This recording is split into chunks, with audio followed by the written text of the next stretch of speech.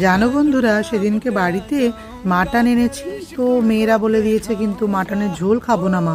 যাই হোক, কী বানাবো ভেবে চিনতে বানালাম মাটন শাহি কোরমা।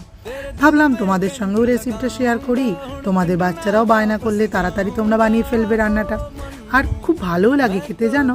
আর আমার না বাচ্চারা একটু আলু মাটনে খেতে ভালোবাসে, সেই জন্য আমি আলু দিয়েছি। তোমরা চাইলে কিন্তু আলুটা নাও দিতে পারো। আর এইভাবেই বানাবে মাটন কোরমা, দেখবে খুব তাড়াতাড়ি হয়ে যায়, আর রেসিপিটাও খুব সুন্দর, খেতেও খুব ভালো লাগবে। এরম ভাই তোমরাও বানাবে। আর যে কোনো রেসিপি আমার মনে হয় এই ভালো ভালো জিনিস বা ভালো ভালো খাবার যদি বা ভালো কথা যদি অন্যের সঙ্গে শেয়ার করি আমরা, আমাদের যেন আরও ভালো লাগে সেটা।